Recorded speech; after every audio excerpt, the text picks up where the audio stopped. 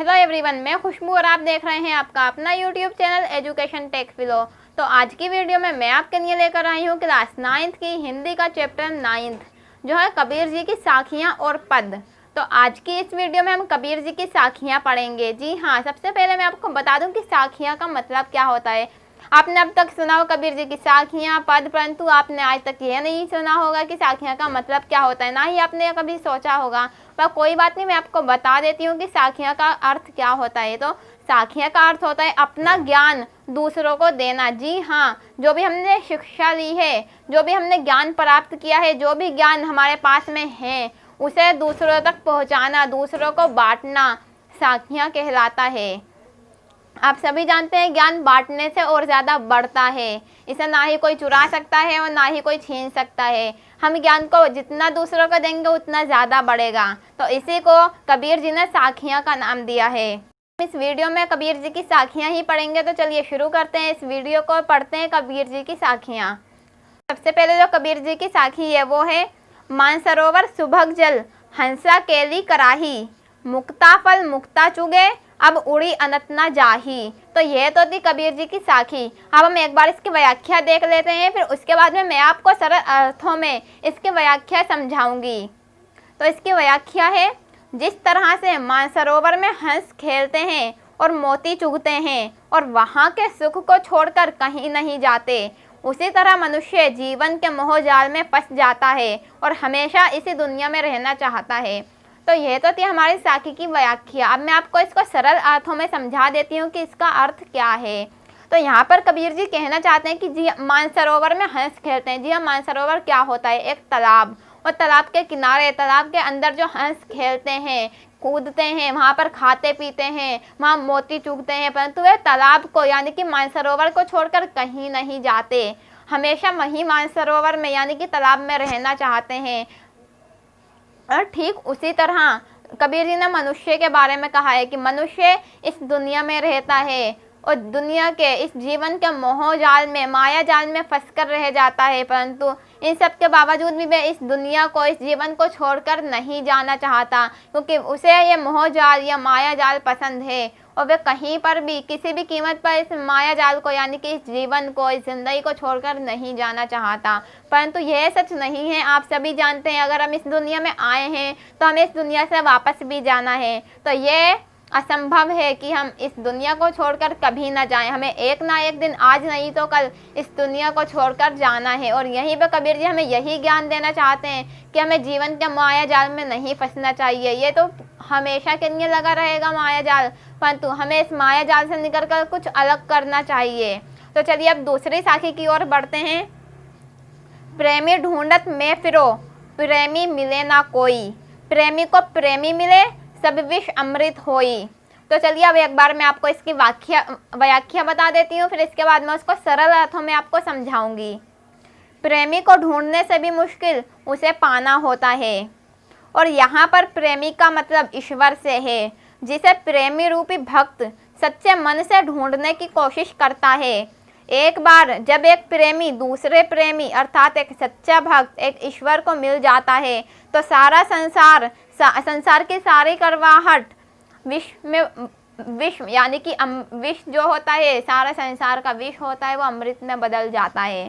तो अब मैं इसको एक बार सरल अर्थों में आपको समझा देती हूँ कि प्रेमी को ढूंढने से भी मुश्किल उसे पाना होता है। जी हाँ, हम किसी जिससे हम प्रेम करते हैं, हम उसे ढूंढ तो लेते हैं, परंतु हम उसका प्रेम पाने के लिए बहुत ज़्यादा प्रयास करते हैं, क्योंकि हमें पता नहीं होता कि हम तो उससे प्रेम करते हैं परंतु वह व्यक्ति हमसे प्रेम करता भी है या नहीं। तो यहाँ पे कबीर जी ने यही कहा है कि प्रेमी को ढूंढने से भी मुश्किल उसे पाना होता है। परंतु यहाँ पर प्रेमी का मतलब किसी व्यक्ति, किसी इंसान या किसी मनुष्य से नहीं है, बल्कि यहाँ पर प्रेमी का मतलब ईश्वर से है। जी हाँ, यहाँ प्रेमी का मतलब ईश्वर से है। और यहाँ दो प्रेमी के बारे में बात की गई है कि प्रेमी को प्रेमी मिले।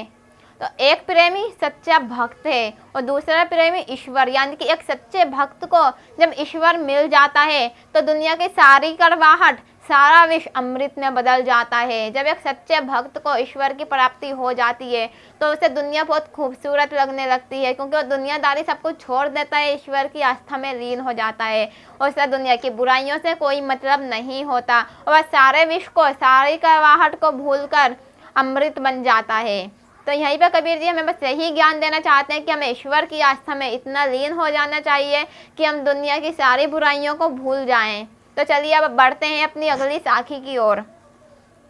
हस्ती चढ़िए ज्ञान को सहज दुलीचा डारी, स्वापन रूप संसार है भूखंदे झक मारी। तो अब मैं एक बार आपको इसकी व्याख्या बता देती हूँ, फिर इसके बाद इसका अर्थ आपको सरल अर्थों में बताऊंगी। मनुष्य, तुम ज्ञान के हाथी पर चढ़ना, लेकिन सहज का दुलीचा डालकर, क्योंकि यह संसार कुत्ते के समान है जो अवसर पाकर अनायास भोगता रहता है। कहने का तात्पर्य यह है कि यदि किसी को ज्ञान है अथवा कोई ज्ञान प्राप्त करना चाहता है तो उसे अहंकार का त्याग कर एक ही दिशा में बढ़ना चाहिए।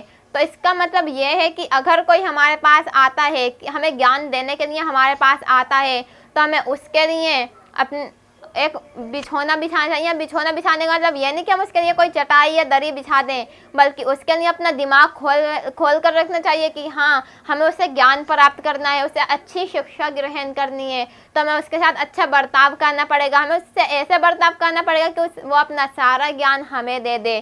तो उस वक्त जब हमें ज्ञान की प्राप्ति करनी है किसी व्यक्ति से जो ज्ञानी है, उस ज्ञानी से हमें ज्ञान की प्राप्ति करनी है, तो हमें अपना अहंकार त्यागना होगा, और अपना अहंकार त्याग कर ही हमें उससे ज्ञान की प्राप्ति होगी। अगर हम अपने अंदर अहंकार रखेंगे तो हम कभी भी ज्ञान की प्राप्ति नहीं कर पाएंगे। तो यह था इसका इस साखी का अर्थ। तो हम अगली साखी की ओर बढ़ते हैं। पखा पखी के कारने सब जग रहा भुलान, निरपक होई के हरि भजे सोई संत सुजान। तो एक बार मैं आपको इसकी व्याख्या बता देती हूँ। सारा संसार पक्ष विपक्ष के झमेले में पड़कर भ्रमित हो गया है, अर्थात व्यक्ति अपने वास्तविक जीवन लक्ष्यों से भटक गया है। कबीर कहते हैं कि ऐसी भ्रम की स्थिति में जो किसी का पक्ष ना लेकर, किसी की बात में ना आकर, अर्थात निष्पक्ष भाव से, केवल एक ही भाव से ईश्वर का भजन करता है, ईश्वर की पूजा करता है, उसे ईश्वर के पक्ष में रहता है। अर्थात इस संसार में ना वे किसी के पक्ष में रहता है ना विपक्ष में, जिसे केवल परमात्मा का भजन प्यारा होता है, वही व्यक्ति सज्जन है, वही संत है। तो इसका अर्थ ये है कि कोई भी व्यक्ति एक दूसरे की यह सही है, ये गलत है, ये सही है, यह गलत है, सिर्फ सही गलत के चक्कर में पड़कर अपने विचारों को बदलता रहता है, या भगवान में या अल्लाह में अलग अलग धर्मों के बारे में विचार करता रहता है कि यह धर्म अच्छा है, वो धर्म अच्छा है, हमें इसको मानना चाहिए, हमें उसको मानना चाहिए। तो वह व्यक्ति कभी भी ईश्वर की प्राप्ति नहीं कर सकता, वह कभी भी एक सज्जन पुरुष नहीं बन सकता। अगर हम निष्पक्ष भाव से, सिर्फ एक भाव से एक ईश्वर की प्रार्थना करें, एक ही तरफ रहें, एक ही ईश्वर को माने, तो हम जरूर ईश्वर की प्राप्ति कर सकते हैं, ईश्वर की आस्था में लीन हो सकते हैं, और तभी हम एक सज्जन पुरुष, एक अच्छे व्यक्ति बन पाएंगे। तो यहाँ पे कबीर जी यही कहना चाहते हैं कि हमें एक भाव से एक ईश्वर की प्रार्थना करनी चाहिए। किसी भी धर्म को हमें बुरा नहीं कहना चाहिए, किसी भी ईश्वर के बारे में हमें कुछ गलत नहीं बोलना चाहिए, बल्कि जो हमारी आस्था है हमें उसमें विलुप्त हो जाना चाहिए। तो चलिए अब हम अपनी अगली साखी की ओर बढ़ते हैं। हिंदू मुहा राम कही, मुसलमान खुदाई, कहे कबीर सो जीवता, जो दूहू के निकट न जाई। तो एक बार मैं आपको इसकी व्याख्या बता देती हूँ। हिंदू लोग परमत्व के लिए राम राम रटते हुए और मुसलमान परमत्व को खुदा खुदा में सीमित करके नष्ट हो गए। कबीर कहते हैं कि वास्तव में वही जीता है जो राम और खुदा के भेद में कभी नहीं पड़ता, जो इन दोनों में व्याप्त अद्वैत तत्व को देखता है। जीवन की सार्थकता इस भेद बुद्धि से ऊपर उठना है।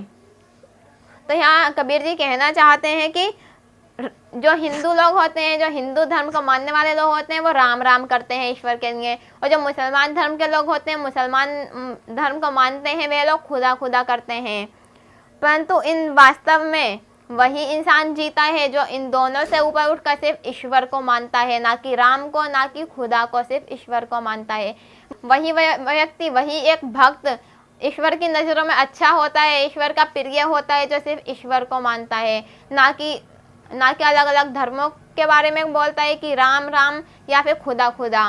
जो सिर्फ ईश्वर को मानता है वही एक सच्चा भक्त, एक अच्छा इंसान बन सकता है, जो कि हम पहली साखी में भी हम यही पढ़ चुके हैं। और यहीं पर इस साखी में भी कबीर जी यही कहना चाहते हैं कि हमें राम राम या खुदा खुदा नहीं करना चाहिए, बल्कि सिर्फ ईश्वर को मानना चाहिए। हम जिसे मानते हैं हम उसे माने, ये नहीं कि हम जिस पे हमारा विश्वास है हम सिर्फ उसी ईश्वर को माने, परंतु हमें किसी दूसरे ईश्वर को, किसी और धर्म को कभी भी बुरा नहीं कहना चाहिए।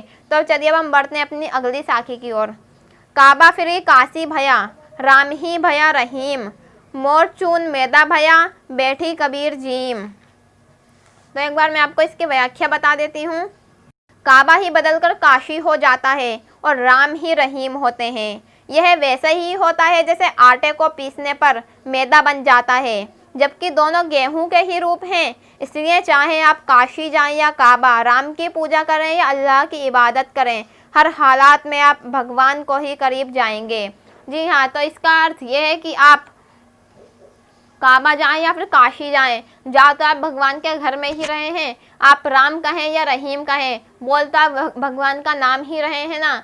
यह ठीक उसी तरह है जिस तरह हम आटे को पीसकर मैदा बना देते हैं। जी हाँ, आप जानते हैं कि आटे से ही मैदा बनता है, आटे से भी बारीक मैदा होता है, एकदम सफ़ेद, परंतु दोनों अलग अलग तो नहीं है ना, दोनों गेहूं से ही बने हैं, गेहूं का ही एक रूप है आटा और मैदा।